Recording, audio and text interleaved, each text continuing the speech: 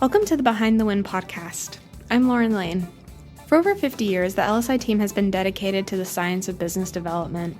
We've seen the impact of our work and how it's evolved into economic development and now social impact work. This week, we are fortunate to be joined by Tim Stewart, who is the founding partner of Bennett Group DC. The Bennett Group is a well-established lobbying firm located here in Washington, D.C., who identify products and services that improve efficiency in operations at all levels of the government. Tim is going to tell us about his background, the big career milestones of his life, and his experiences working in D.C. Let's jump in.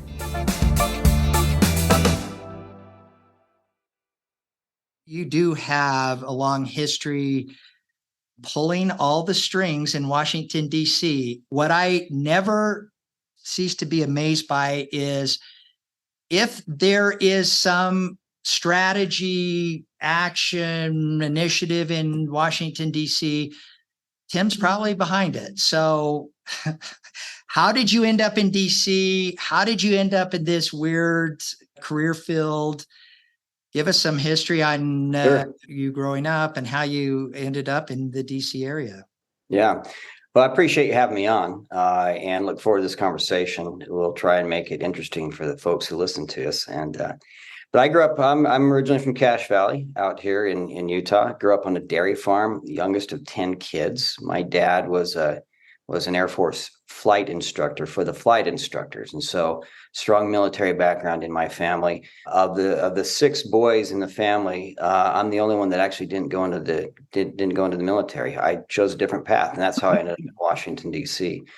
I was a senior at Utah State. I just got married, and I was working on a campaign for then Bob Bennett, who was elected to the Senate in 1992. And he asked me to come back to Washington. And so my wife and I packed up. We actually hadn't graduated yet. I drove cross country, and I began my congressional career working in the basement of the Dirksen building next to the loading docks, writing letters for the newly elected Senator Bennett. There's some really fun memories back then. I remember how bad the ventilation system was. And by 2:30 in the afternoon, after all the trucks had come in and left the loading dock, how terrible. We also had carbon monoxide poisoning. It was terrible. It was terrible. It was horrible.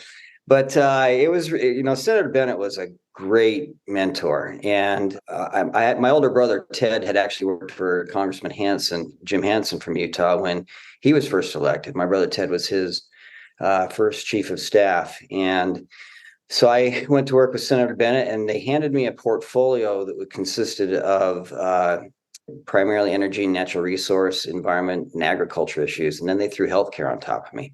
So those first 2 years, I actually spent most of my time writing letters to Utah constituents about how bad Hillary care was. And that's when I really learned that healthcare was not my forte. And so my portfolio evolved over the years, the 7 years I worked for Senator Bennett, primarily on the energy and natural resources space. It was a great time. My wife actually worked on the House side as well. She worked for the Committee on Natural Resources. Oh, my goodness. Yeah, the irony is here's a girl who had a degree in family and human development from Utah State University, managing the bills on the floor for the House Natural Resources Committee on everything from whales to North Slope oil exploration. So it was a fun ride we had. We really enjoyed our time in Washington at the first step. How did you connect with Senator Bennett? You said you worked on his campaign. Was he a family friend? Did you know him in some way? Well, hey, that's a great question. I mentioned my brother Ted. In 1992, Jake Garn had retired, and that Senate seat was opened up. And my brother Ted actually ran for Senate as well.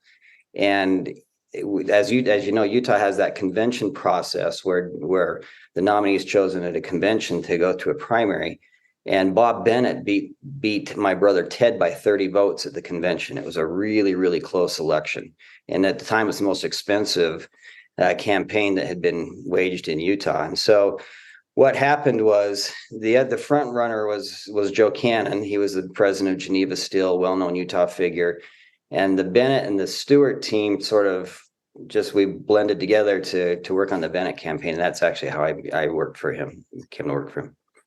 Did you work on Ted's campaign? Was that sort of how you got immersed in this and decided, yeah, this is what I want to do? Yeah, I mean, I was in college at the time, and talk about a shoestring campaign. It was basically my brother Ted and a couple nieces and nephews working out of a 1992 Saturn, and we were driving all across the state of Utah. Joe Cannon had this massive hot air balloon that he'd take to every county convention, and Bob Bennett had just actually I taken. remember that, Yeah, actually. That's he had just taken unbelievable. Franklin public, so he was sitting on $60 million, and we were running a campaign on $6,000. But it was fun. It was a one of those experiences that I'm really glad I had, and I will never do again. When the Cannon boys eventually got into the House, was there a solid relationship at that point, or no? Yeah, I mean, Chris and Joe are they're brothers, and but they're different. And Chris, we always got along great with Chris. He is a character, and for those who've been able to interact with him, he's one of a kind. So one of a kind. Yeah, but I mean, it's easy for me to say this because I didn't lose the election. I'm sure probably Joe Cannon didn't like me for a long time, but there's a lot of people who don't like me, and that's okay. So this is what I tell people. I think your history in policy, which we're going to talk about for most of this episode, but is incredible. I mean, you've no question, you have done incredible things in shaping policy over the last 30 years. But I always tell people, Tim, you always pull the strings behind every election. Since Ted lost his election, I don't think you've ever lost another election. I just know if Tim's behind this candidate, he or she's in. And you have quietly pulled the strings on so many candidates that are now well-known members of Congress and even at the local level. And when you take on a strategy like that, what are you thinking about? What is your win strategy? Well, so you're very kind. I think you're probably overly generous because I am not. I really, on the campaign side of things, I just don't like doing that. It's for a younger man's game, and I just don't have the energy anymore to do something like that. What I found, Sean, is one, the Utah ecosystem in Washington is actually fairly small, as you know. It's not like you're dealing with a 45-member delegation. You really have just a handful of six or seven total elected officials that you're working with between the governor and the delegation. And what we found is that when people are running for office, and it's a federal office, oftentimes, when they come to Washington to make the rounds, they'll reach out to us and say, can tell us what we need to know. And that happens for Utah, but also other delegations, other candidates from other delegations who are maybe working into the energy space or something like that. And I admire anybody, but I try and be pretty straightforward with them, particularly if you're running for the House, which is, do you really want to do this? Because this is a meat grinder. And the way I describe it is, you live your life in 15-minute increments from here on out. And you go home and you think, I've got to cut the grass. And you get home late Thursday night and say, I got to mow the lawn tomorrow morning. And your state staff calls you and says, hey, okay, we got to be in Tooele at 8:00 in the morning. And so you go through on Friday and you got to be somewhere on Saturday, and you go to church and people yell at you for what you did last week or express how unhappy they are. And you leave for the airport Monday morning and you look and the grass still hasn't been cut. It is a meat grinder, and it takes a certain personality who wants to do it.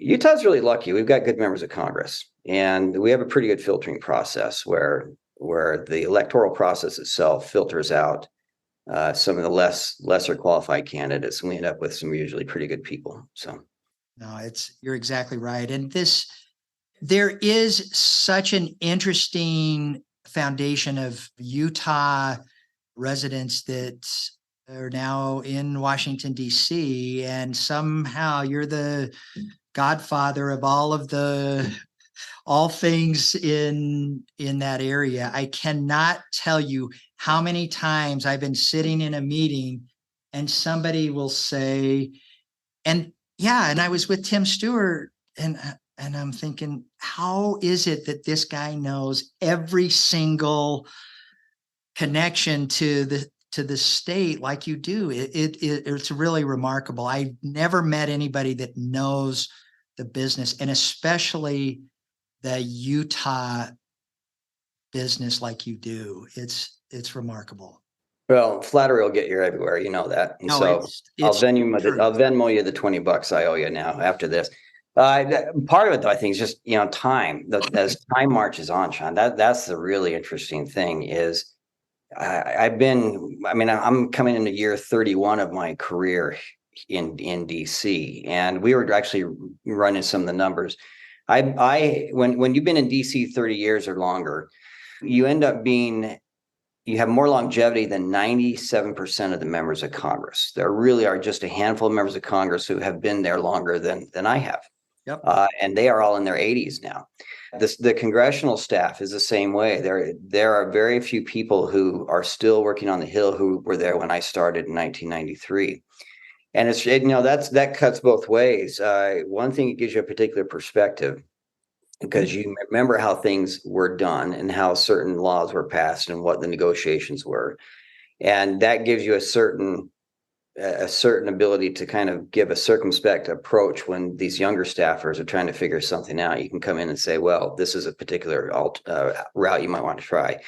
The other side of that knife, though, is when you have those very young staffers explain to you the law that you passed 20 years ago, that becomes a little more frustrating. That's when you realize you've been around a long time. It's humbling, isn't it? Well, and we talk about this all the time, especially in this administration. So I've been doing the same thing. For over 30 years, I've been commuting to Washington, D.C. almost every month. There's been very few months that I have not commuted to Washington, D.C. for at least a week and sometimes more. And in that 30 years, I can never remember a time, maybe that during the Clinton administration, but since then, it is incredible how young the executive staffers are. I mean, these are kids. It's not unusual for a chief of staff to be 25 years old. Yeah, no, you're right. You're right. It's from the lobbyist perspective. The one thing that we have real value in, and I tell people when I teach a class or something like that, I say, look, lobbyists are like commodities brokers.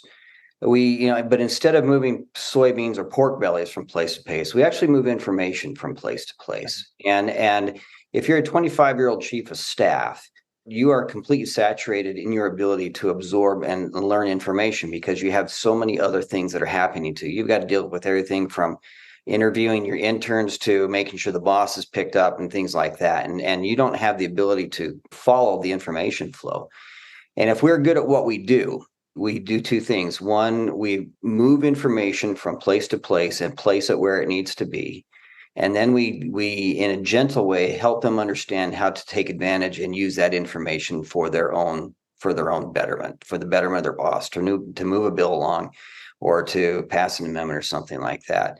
That's really what lobbyists do more than anything. Everybody thinks, oh, we're deep pocketed. We're pulling all the strings and things like that. The reality is actually it's a marketing position is what it is. We're selling an idea and we're moving that idea from place to place.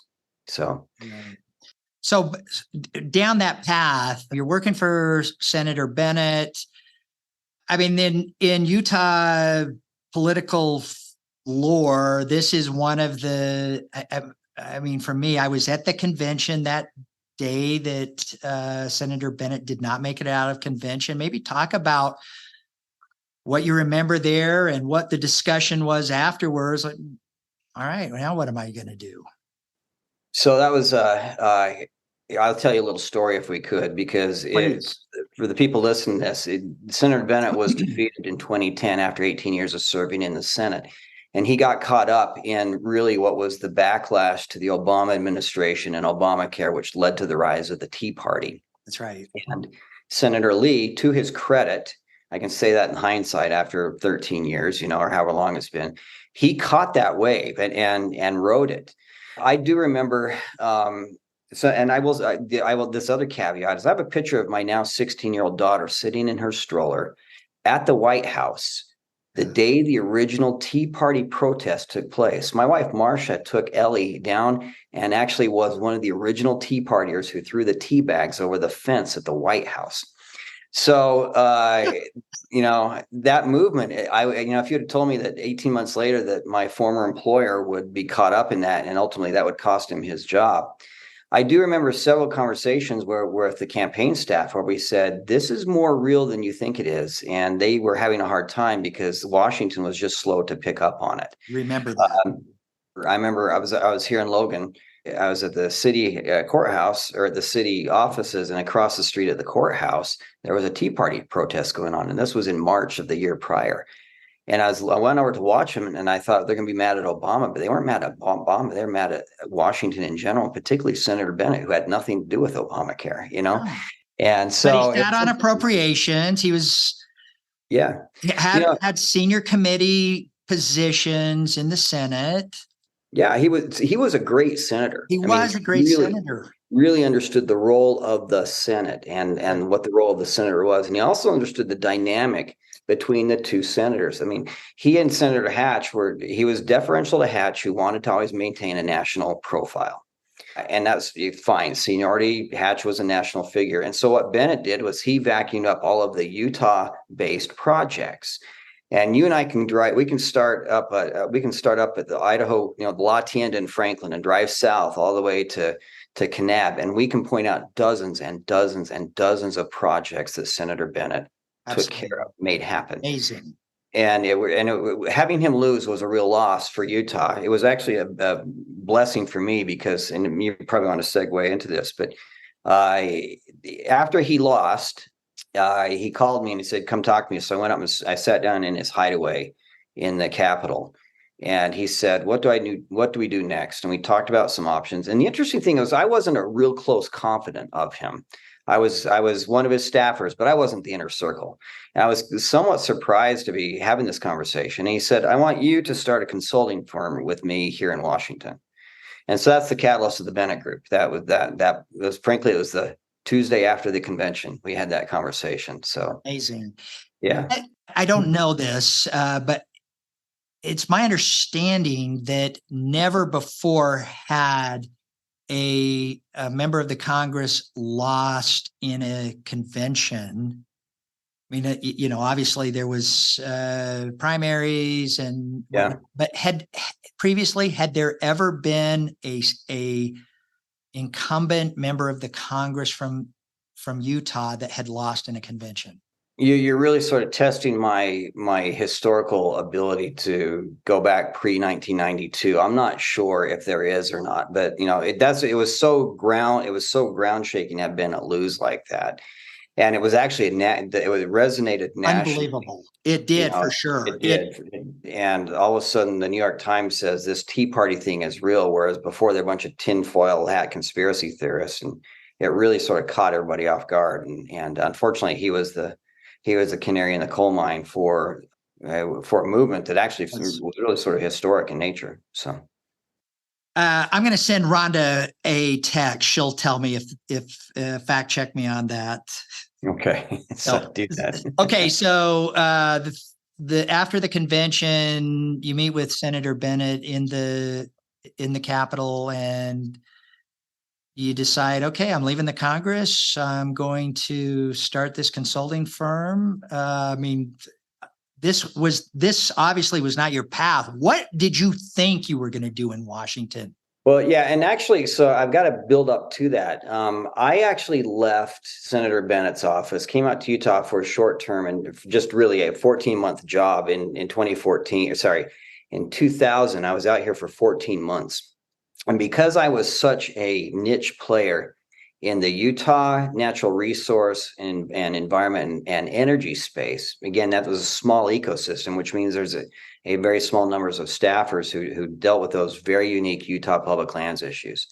I opened the Fannie Mae office out here in Utah, the Fannie Mae Partnership Office, which I knew nothing about housing, but it was as much of anything as a political franchise protection job. And it was interesting, but frankly, I was not happy there. And Jim Hansen called and said, "I'm going to be the next chairman of House Resources, and I'd like you to come back and work on on the committee. So we had just bought a house. We just had our second daughter, and we turned around and moved back to Washington after 14 months. I worked on the resources committee, was chief of staff for Jim Hansen, and turned off the lights with him when he went off and retired. And at that point, I went and hung out a shingle and was a sole proprietor lobbyist until I started the American Capital Group about 18 months later with some good friends of mine. The American Capital Group ran that was 2004, and so we were up and running, and we had 7 lobbyists, and we were doing $5 million a year in lobbying revenues until the financial meltdown, which is another story I'll tell you about. But that's why Senator Bennett called me and said, I think, because he saw that I already had something in place and it was already successful and had been stood up, and said, let's stand up a separate entity called the Bennett Group, and let's just do consulting. He didn't really want to lobby. Yeah. But he didn't want to retire either. He used to say, he had this saying, he'd say, look, I read the obituaries every Saturday and Sunday, and everybody I know in there says they're retired. So I'm not going to retire because I don't want to die. And so he kept working. He was, how old was he? I think he was 78 when he was retired. And so I ran a parallel track. I had a foot in both worlds. I would do American Capital Group clients, and then I'd do Bennett Group and business development clients. And I was doing this all day long, changing hats back and forth. To his credit, Sean, Senator RFB, as we affectionately call him, Robert F. Bennett, we put this firm together and it was successful, but he also was realistic. He said, okay, I don't want to be working 80 hours a week, and it's not important to me to be billing millions and millions of dollars. So I just want to have something to do, something to keep me intellectually stimulated.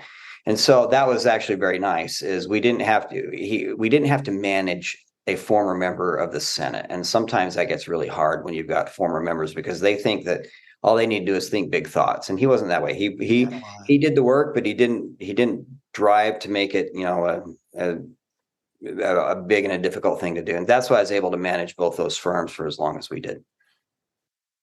And let me just give some context to what I'm about to say. Senator Bennett was from a very prominent Utah family, original settlers in Utah, had been very successful in business and politics both. He had a long legacy and heritage that he came from in business and politics. And he was one of the most humble, caring, genuinely, I have met few of our delegates over the years that had such a true civil service mentality and just a humble guy. Yeah. He was a special individual. And after he lost the convention, he was a different guy too. I mean, you probably saw that in him, that he just I did not see that same sparkle in his eye after he lost the convention. Well, imagine 18 years, you devote the 18 years of your career to serving the people of Utah. And I would say there even times, right until, he passed away, he was still puzzled by that. But the other thing, though, I would say that he easily reconciled that. The one thing I really, really admired about Senator Bennett, and I mean this sincerely, because I've worked with all of the Utah members of the delegation and dozens and dozens of members of Congress. And he said something really important to me early on. He said, you can never let a job define who you are. Never let a title define who you are. And of course, he could say, this was a guy who, like you say, had a really long career in politics and in business. He started at Franklin Planner and took it public and was everything from the alleged deep throat during the Watergate to worked for Howard Hughes and all these other incredible things. Like you say, he comes from, LDS lineage, Heber J. Grant's his grandfather, his dad was senator for 24 years. Senator Bennett had all these facets to his life. And the one thing that I really appreciated about him is he lived his religion, and he lived those aspects every single day of his life. He was not full of pomp and circumstance, and he was not false pretense by any means. He took the metro, for crying out loud, and didn't make staffers come pick him up in the car. But I'll always remember that. He said, you can never, he said, Tim, you got to remember that jobs have a lot of friends in this town. And you find out who your friends are when you don't have that job anymore. That was after he had lost. Yeah, and he said that as you continue on, never let a job define who you are, because those are temporary. You've got to, the character is who you are. And I also remember the other thing, when I first went out on my own as a lobbyist, I talked to him, and he said, the one thing you've got to remember is, as a lobbyist, you never, ever put yourself in the position where you have to apologize for the information you give a member of Congress. Translation, you've got to make it accurate and you got to make it right. And he'd actually been a lobbyist in an earlier part of his career. He was J.C. Penney's first lobbyist. I did not know that. Oh my! Yeah, he was J.C. Penney's first lobbyist, and he was also a lobbyist for the Department of Transportation. Did not know that. I went. I asked her his advice. I said, "Tell me what to do." And among those many things he said was, "You never apologize. Never put the member in a position to have to call you back and say, why did you tell me this?" And that's something I've really, and the only thing you've got is your character and your reputation. That's the only bankable commodity you have. Everything else is temporary. So I learned some tremendous lessons. When I really do, I'm being sincere when I say this, short of my own father and my couple of my brothers, Senator Bennett has had the biggest impact on my life, So he was great to work with, and it's an honor to carry on his name. He passed away 6 years ago, and we still carry on the name because it's a commodity that needs to be carried on. People need to remember what he was and who he was. So I agree. He was a remarkable individual during that time from 1992 until 2004. Almost every year we were working a base realignment and closure campaign, a BRAC campaign.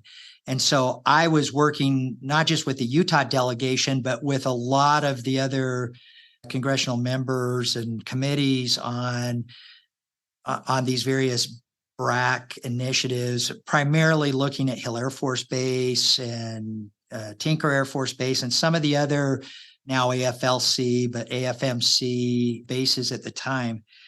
Every time I met with Senator Bennett, I was early in my career, he was so respectful, so kind, and so humble. And while I didn't have the opportunity to work with him as closely as you, I can tell you that he always was a pleasure to work with.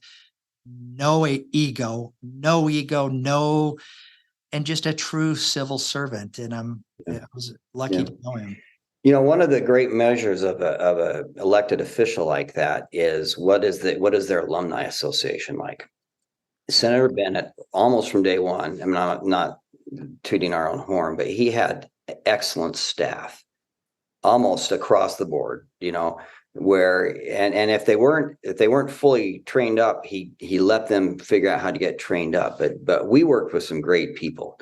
And during those BRAC rounds, between Jim Hansen in his position and following up with Rob Bishop but Bennett and Hansen and the Utah delegation was served both by great members but also great staff. Steve Peterson, others, who were just phenomenal. Yeah. And Steve is the unheralded champion of military issues. And the policy that he worked over the years was amazing. We were fortunate. He's the dean of the Utah, staff, the armed services staff. We were really fortunate to grab him when he retired from the House. And Steve does great work for us, as you know. So and you're right. You think back at that time, the staff of Senator Hatch and all of the House members, they worked together, they worked collaboratively, and it was a collegial relationship between the organizations. It was a very different time, and it was a lot of fun too. Yeah. We were also younger at the time too. We had more energy. Now we're just old and jaded, right? And so this whole cycle that we talked about when we opened this up, which I think is interesting, is you remember at that time, I just remember everybody wanted to live in DuPont Circle. Everybody, I got to live downtown. And all those people then ended up getting married and having kids and moving out to McLean. And I see this cycle again where we've got Lauren and Tara Kay and some of these young kids.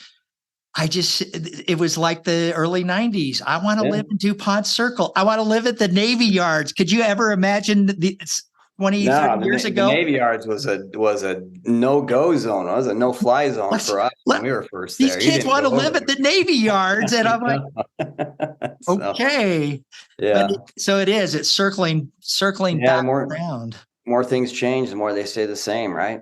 So tell me again, you did think, okay, maybe this is my path. I'm going to be a lobbyist. I'm going to go down this path, and this is my way out of the Congress. And yeah. So, it's interesting. Congressional staffers, as young as many of them are, they have a tendency, and I did it too. When I as a lobbyist would come in and would work you on the issue. And there's some lobbyists who are really good and some were not very good. And as a congressional staffer, you look and go, I could do your job better than you're doing. You're a little bit of hubris there, right?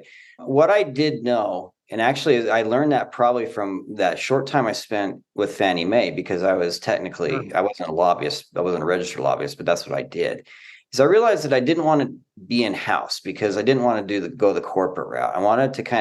I really wanted my philosophy was, one, I don't ever want to have a boss, because my work experience, I'll be honest, my work experience was not realistic. I'm probably not the person to talk to about how to become a lobbyist, because I'll be honest with you, Sean, I haven't had a real boss since I delivered pizza for Domino's in college. Okay.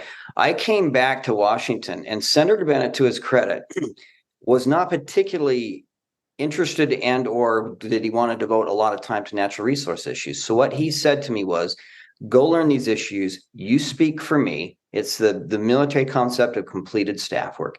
Bring me what I need to know and the answers or the options, and I will sign off on that. But you have to speak for me. And so that was really, really a great work experience, to be able to walk in and not just have the senator's ear, but be able to have him lend your voice to what you're going to say. And then I was over on the resources committee. I was chief of staff. And so I didn't really answer to anybody but Jim Hansen. And you know how Jim Hansen was. He was great. It was not a boss. It's fantastic. And so I knew that I wanted to have a lobbying operation that allowed me maximum flexibility to work on the issues that I wanted to work with, to be diversified, not be pigeonholed. And so that's why I decided to become a contract lobbyist. And that's why we set up our own shop. And what that means is, I've got, between the two firms, we've got probably on any given day, somewhere between 35 and 50 clients that we're working with. So, this morning I started off doing oil and gas work, and this afternoon I'll end up doing some defense stuff, and I'll be doing some municipal work at the end of the day. We're very, very broad in what we do. We're not necessarily deep subject matters experts in each of those.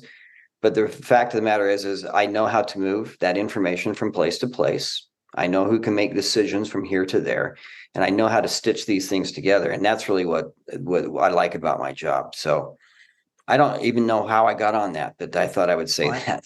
And you're right. You, in a short period of time, the Bennett Group, through you, has become the Utah firm. And then a lot of these niche disciplines of energy, particularly oil and gas, land, natural resources.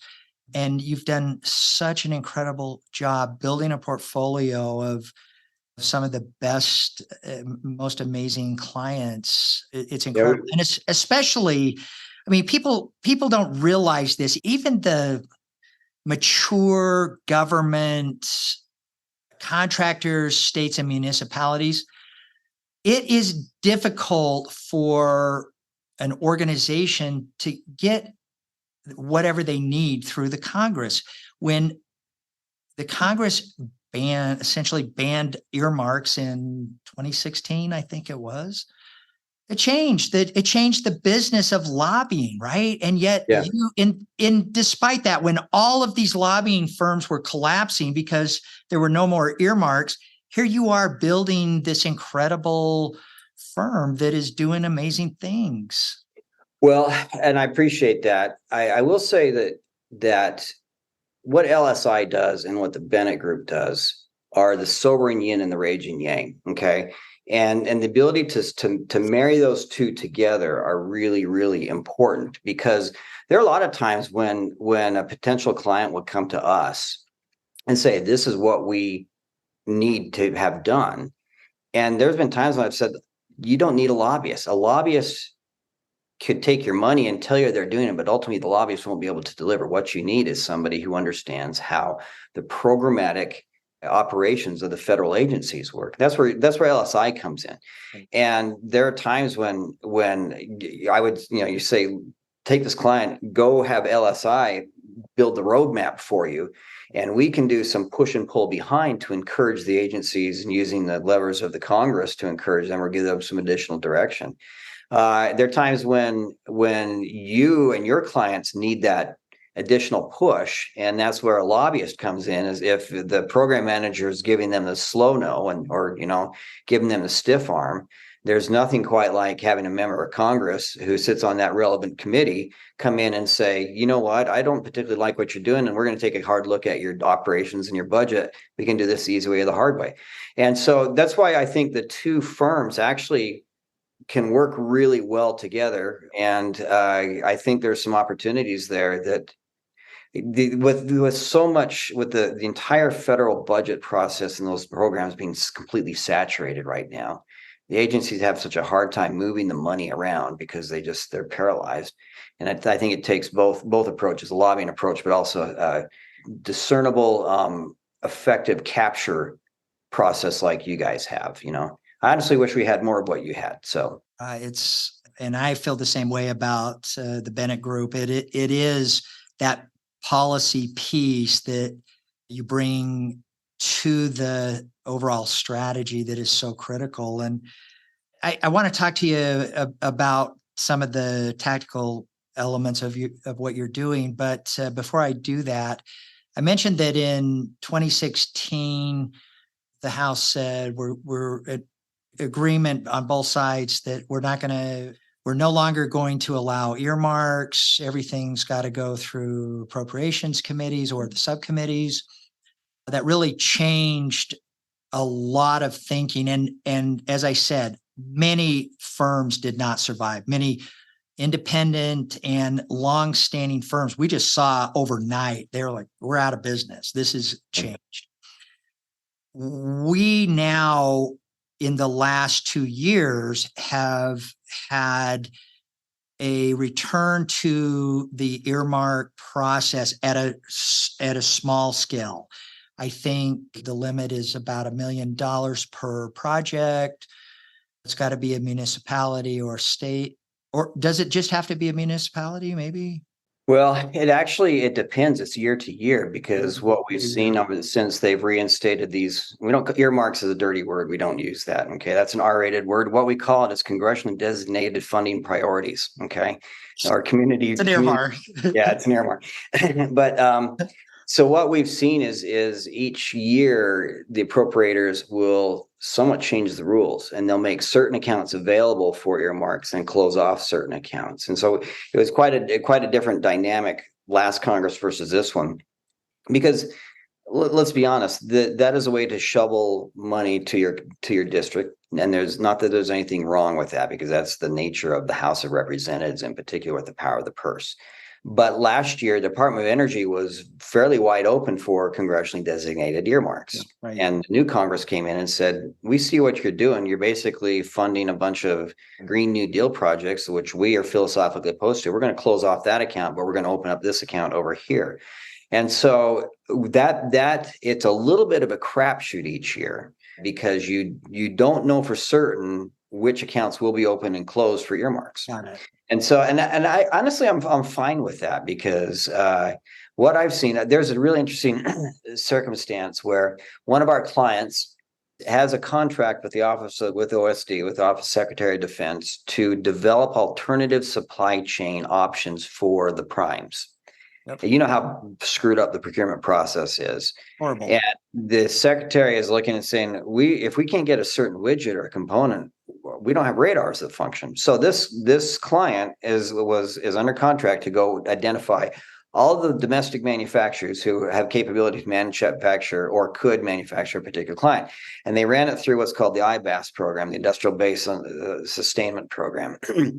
We started that off. That was a $10 million program that the administration put in. We talked to Congress and said, it's got to be more than that, and put $70 million in.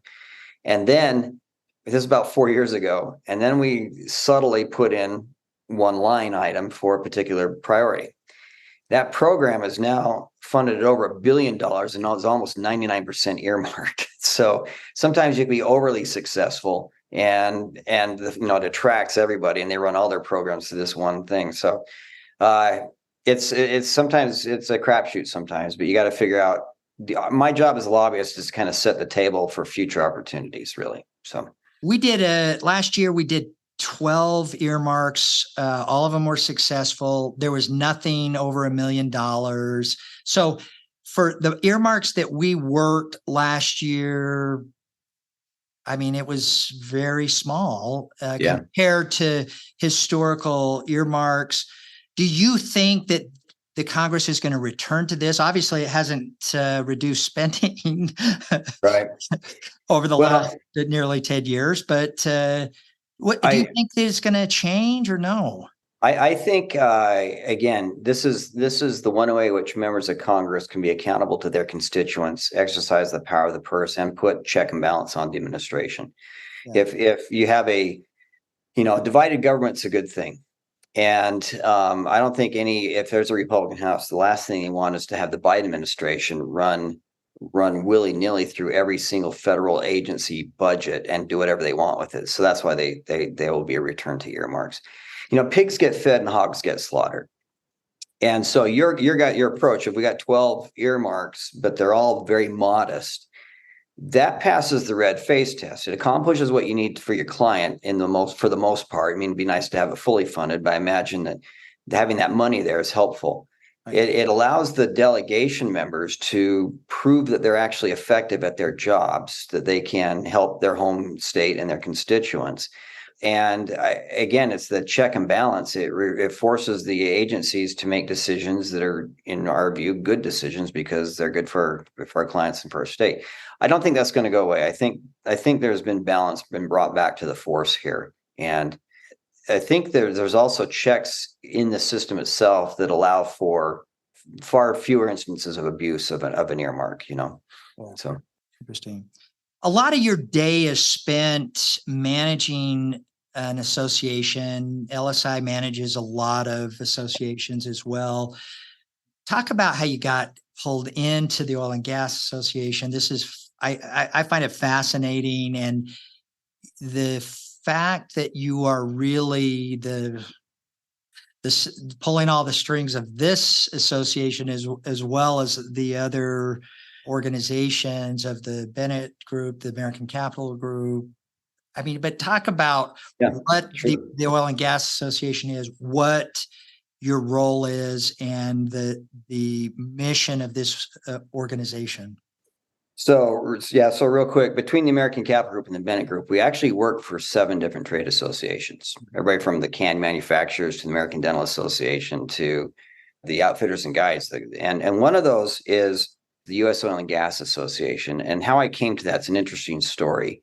Being an oil and gas lobbyist and consultant, I work for another trade association for the oil and gas industry based out of Denver, does all the Western producers. And because of that, I circulated as a lobbyist among all the different oil and gas trade associations. And the U.S. Oil and Gas Association, which is actually the oldest oil and gas association in the country. It dates back to 1917, back to World War I, when the producers were organized to make sure that there was energy provided for the war effort. We predate the American Petroleum Institute, API, the Death Star, the mothership. But in the course of conversations, I was actually hired. They wanted to hire me, and I said, I can't do this. I've got these commitments to these other firms. They wanted to hire me full time, and I said, but I can be a contract lobbyist. And they said, well, our bylaws mean that you have to be a contract vice president.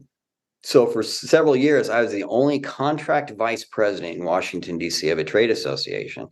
COVID hit, and if you remember, demand collapse, and I don't know if you remember the day in April when oil went to minus $34 a barrel. Yep. There was so much oil that traders were paying $34 per barrel not to take delivery of a barrel of oil. That was, never seen that happen. About that time, the president of the association, he decided he was going to retire. And the board came to me and said, well, we need you to ride us through this difficult time. And I said, I can do that, but I have to be a contract. So we actually manage the U.S. Oil and Gas Association under an association management contract, similar to what you guys do. Have about 250 companies that that are paying members, from small operations to the big boys. About 4,000 CEOs and VPs who are on our sort of distribution list each week.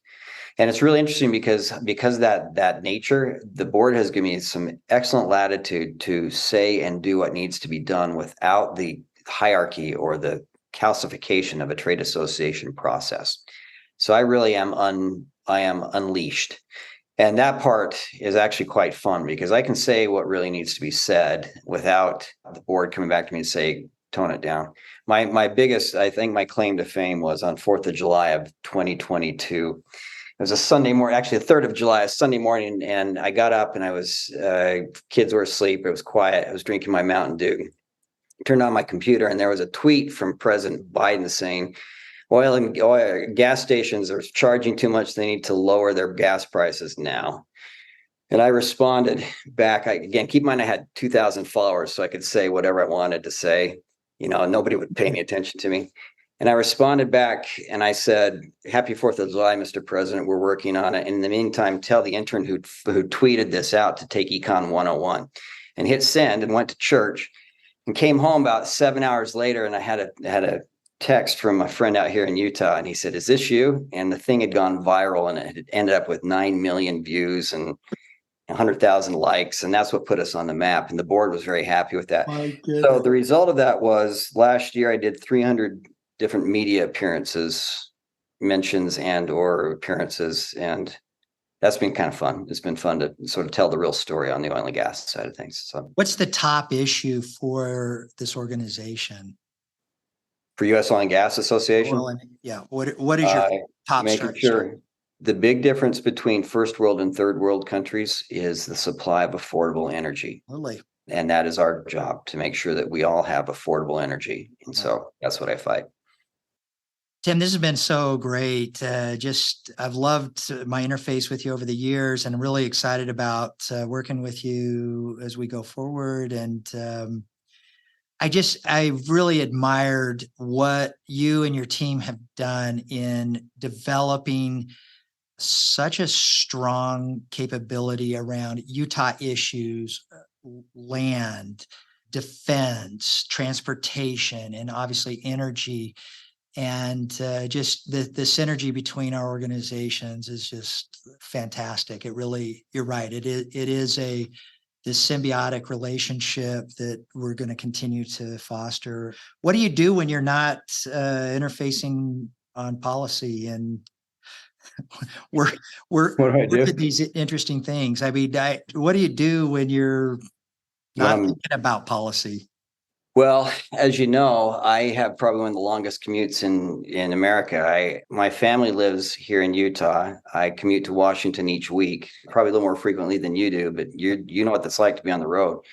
So what you do is you come home and you have to turn off and be devoted to the family and the house and the yard and what they need. And so I try and do that, and then get back on the plane and head back and sort of live those two distinct lives, but always try and be the person, again, never having to apologize for something you did, So But that's good. Okay, I got a great wife. She's phenomenal. She's supportive, and moving to Utah is actually one of the best things we've done for our family in a long time. It was great to get out of Virginia during COVID. Best thing for our youngest kids who are still in school. So yeah. You're on your family's ranch. That's how long has it been in your family? A long time, right? Oh, 50 years. Yeah. Yeah. I think I mentioned at the beginning, my dad was a dairy farmer as well. He was an Air Force pilot and a dairy farmer. So Disappointment Acres continues to disappoint, and it will for another generation or so. Do you have animals on the ranch? So my brothers are running the cows. It's actually interesting. There's my brother Rich, who is a retired Air Force chopper pilot, always wanted to ranch, and so he got out of the Air Force and started up the ranching operation. He's doing that, and he's actually running another ranch for a fairly prominent public figure who has a ranch in Idaho as well. So he's really busy right now. What I've got is a pasture that's green with no animals in it. So we'll get to that next year. I love it. Tim, thank you so much for carving out the time. And I'm going to see you tomorrow. I look forward to talking about how we're going to grow this relationship between our entities. And I just want you to know how much I've admired what you've accomplished in a short period of time. And I mean, I know that there was a lot of foundation that led up to this, but I just have seen what you've done with this group, and especially after Senator Bennett passed, and not to say that you weren't always in charge. I know it was you from the beginning, but you really have done these amazing things with this organization and become just an incredible asset, a tool in the toolbox for a lot of organizations that need your help. So, well, you're very kind. And, you and I talk about 80% of life is showing up at the right place at the right time. I really do think, given all the changes in Congress, everything that's happened, a Bennett Group and LSI partnership is going to be incredibly good for the people who we work for. And you and I both know that nobody pays us to take no for an answer, and nobody pays us to tell them why something can't be done. And you and I both share that same philosophy. And I think that is among the people we work for, this partnership is going to be excellent, and we're going to be able to tell them how things can be done both ways. So, thanks, Tim. See you tomorrow. Thanks, guys. Good seeing you. Thanks.